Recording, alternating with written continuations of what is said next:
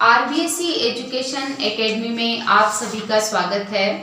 आज हमारा जो व्याकरण का दूसरा टॉपिक है वर्ण विचार और इसी के साथ है अक्षरिक खंड, इसका अध्ययन करेंगे। देखो, हम सभी को पता है कि वर्ण जो है वो भाषा की सबसे छोटी इकाई है।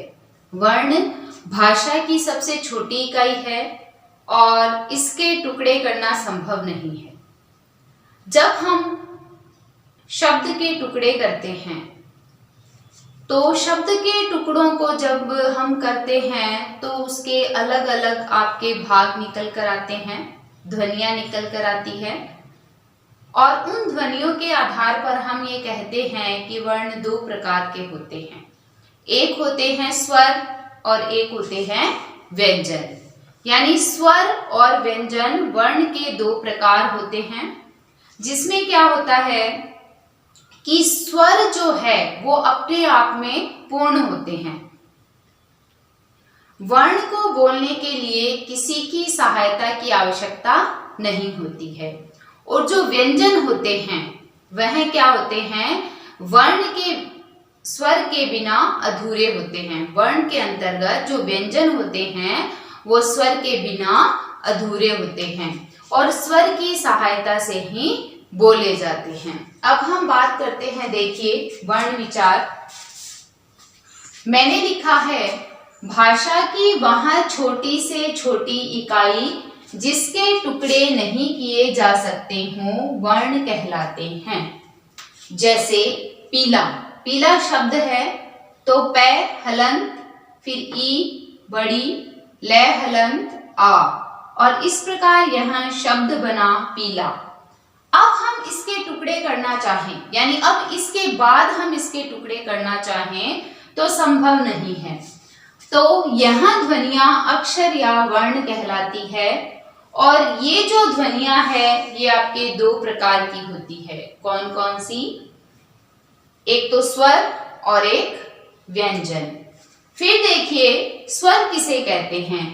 तो जो वर्ण बिना किसी दूसरे वर्ण यानी स्वर की सहायता से बोले जाते हैं वे स्वर कहलाते हैं। यानी स्वर को बोलने के लिए किसी की आवश्यकता नहीं पड़ती, ये अपने आप में पूर्ण होते हैं। देखिए, स्वर जो है वो आपके 11 प्रकार के होते हैं। ए, आ, छोटी ई, बड़ी ई, छोटा ऊ, बड़ा ऊ, री, ए, ऐ, ओ, औ। और स्वर के जो भेद हैं वो क्या है? दो है, ह्रस्व स्वर और दीर्घ स्वर। ह्रस्व स्वर जो है इसे लघु भी कहते हैं और दीर्घ जो है इसे गुरु भी कहते हैं। लघु की जो मात्रा होती है वो खड़ी पाई होती है और गुरु की जो मात्रा होती है वो टेढ़ी रेखा होती है। और जब हम इसकी गिनती करते हैं, यानी व्याकरण के अंतर्गत जब हम छंद का अध्ययन करते हैं और इनकी गिनती करते हैं तो ये एक मात्रा में गिना जाता है और ये दो मात्रा में गिना जाता है। जैसे मान लो मैंने एक शब्द लिखा राम। अब इसमें पूछा जाए कि इसमें कितनी ध्वनियां है, तो इसमें देखो, राम में 2 है और मैं में 1 है, तो इस प्रकार इसमें ध्वनियों की संख्या हो जाएगी 3, यानी 3 मात्राएं हैं। देखिए, ह्रस्व स्वर, जिन स्वरों के उच्चारण में अपेक्षाकृत कम समय लगता है वे ह्रस्व स्वर कहलाते हैं और ये स्वर जो हैं वो 4 हैं, ए, ई, उ और री। फिर देखिए आपके हैं दीर्घ यानी गुरु। तो जिन स्वरों के उच्चारण में मूल स्वरों से दुगुना समय लगता है वो क्या कहलाते हैं? दीर्घ स्वर कहलाते हैं। जैसे आ, बड़ी ई, बड़ा ऊ, ए, ऐ, ओ, औ, और इनकी संख्या कितनी है? 7। अब देखो, एक तो हम शब्द बोलते हैं कम, एक तो बोलते हैं कम और एक बोलते हैं काम। तो कम और काम में अंतर ये है कि इसमें जो है वो आ की मात्रा लगी हुई है, तो ये क्या हुआ? दीर्घ स्वर। ये क्या हुआ? लघु स्वर। फिर देखिए अंग्रेजी के अ स्वर का भी प्रयोग हिंदी में होने लगा है। जैसे हम लिखते हैं डॉक्टर, कॉलेज, कॉफी, इस तरीके से। फिर है व्यंजन, जो वर्ण अक्षर स्वरों की सहायता से बोले जाते हैं, यानी वे वर्ण जो स्वरों की सहायता से बोले जाते हैं वो व्यंजन कहलाते हैं। और मूल रूप से व्यंजन है जो स्वर रहित होते हैं, यानी वास्तविक रूप में हम देखें तो व्यंजन जो है वो स्वर रहित होते हैं, और जब उनमें स्वर जुड़ जाता है तो व्यंजन अपने आप में पूर्ण हो जाते हैं।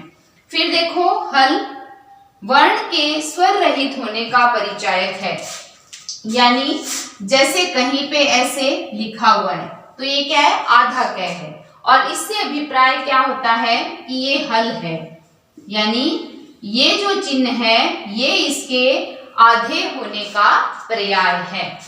फिर देखिए वर्गीकरण की जब हम बात करते हैं तो उच्चारण स्थान के आधार पर जो वर्गीकरण है वो इस प्रकार है।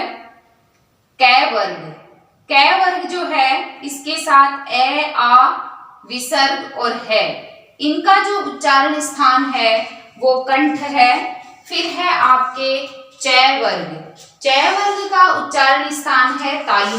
तो चै वर्ग के साथ साथ छोटी ई, बड़ी ई, य और श, इनका जो उच्चारण स्थान है वो आपके है तालु, और उस ध्वनि को हम कहेंगे तालव्य। कंठ से उच्चरित होने वाले स्वरों की, व्यंजनों की ध्वनि को हम कहेंगे कंठ, तालु से होने वाली को कहेंगे तालव्य। और टै वर्ग यानी ट, ठ, ड, ढ, न, है ना, और री, श और र, इनका जो उच्चारण स्थान है वो आपके है मूर्धा, यानी जीभ जब मूर्धा के टकराती है तो आपके टै वर्ग का उच्चारण होता है।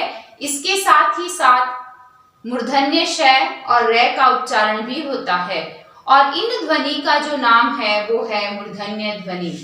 फिर हम बात करते हैं तै वर्ग की, तो तै वर्ग के अंतर्गत पूरा आ जाएगा त, थ, द, ध, न, और इसके साथ ही ल और स।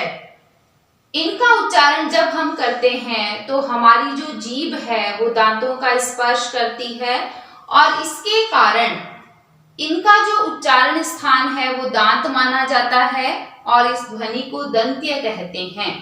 फिर है आपके पै वर्ग, तो पै वर्ग जो है, पै जब हम बोलते हैं तो दोनों होठ जो है वो एक दूसरे का स्पर्श करते हैं, पै।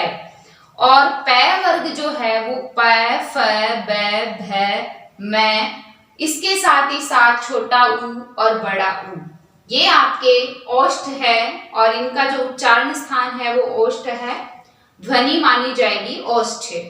फिर है आपके ए, ऐ, इनका जो उच्चारण स्थान है वो कंठ और तालु है। वै का उच्चारण स्थान दांत और होठ है। ओ और औ का कंठ और ओष्ठ है। ये आप सब बोलकर देखना, आपको पता लग जाएगा। इसके बाद में है नासिक के व्यंजन। नासिक के व्यंजन में क्या होता है कि अपने कै से लेकर जो पै वर्ग है उसका जो अंतिम वर्ण है, जैसे यं, ङ, न, म, ये जो ध्वनि है वो नासिक के व्यंजन के अंतर्गत आती है, क्योंकि जब हम इनका उच्चारण करते हैं तो हमारे नाक के अंदर से भी श्वास आती है। फिर है अंतस्थ व्यंजन। अंतस्थ व्यंजन क्या होता है? य, र, ल, व, यानी जब हम इनका उच्चारण करते हैं तो हम अपने मुंह के अंदर ही अंदर इनको बोल लेते हैं। फिर है उष्म व्यंजन। उष्म व्यंजन में क्या है? हल्की सी गर्माहट होती है, अंदर टकराहट होती है, जैसे श, श, श और है। अब इनमें देखो क्या होता है कि एक है श, जिसे हम श शंकर वाला बोलते हैं। फिर है श, जिसे हम षटकोण वाला बोलते हैं, और फिर है स, जिसे हम सरोते वाला बोलते हैं। यानी पहला श, दूसरा श और तीसरा श। पहला श जो है वो तालव्य श है, यानी जब हम थोड़े बड़े हो जाते हैं तो हम इन्हें क्या कहते हैं? तालव्य श। उसके बाद में मूर्धन्य श, उसके बाद में दंतव्य श या दंत्य श। इसमें देखो जब हम इस श को बोलते हैं तो हमारी जीभ जो है वो तालु की तरफ जाती है। जब हम इस श को बोलते हैं तो हमारी जीभ मूर्धा से टकराती है, जो दांतों के पीछे का खुरदरा सा भाग है। और जब इस स को बोलते हैं तो हमारी जीभ जो है वो नीचे वाले दांतों को स्पर्श करती है। तो इस प्रकार इनका नाम रखा गया है तालव्य श, मूर्धन्य श और दंत्य श। फिर देखो संयुक्त व्यंजन। संयुक्त व्यंजन के अंतर्गत क्या होता है कि दो व्यंजनों का योग है और ये 4 प्रकार के होते हैं, क्ष, त्र, ज्ञ और श्रय।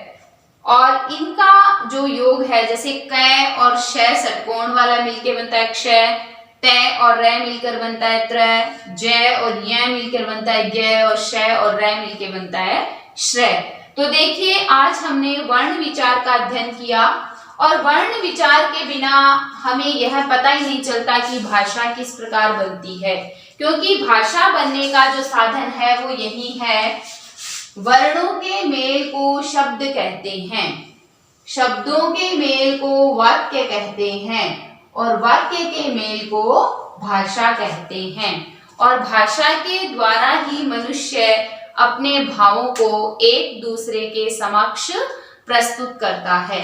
आज हमने वर्ण विचार जो शीर्षक है उसका अध्ययन किया। आप सभी को पसंद आया होगा। आप सभी मेरे चैनल को लाइक करें, शेयर करें, सब्सक्राइब करें, बेल आइकन दबाना ना भूलें। धन्यवाद।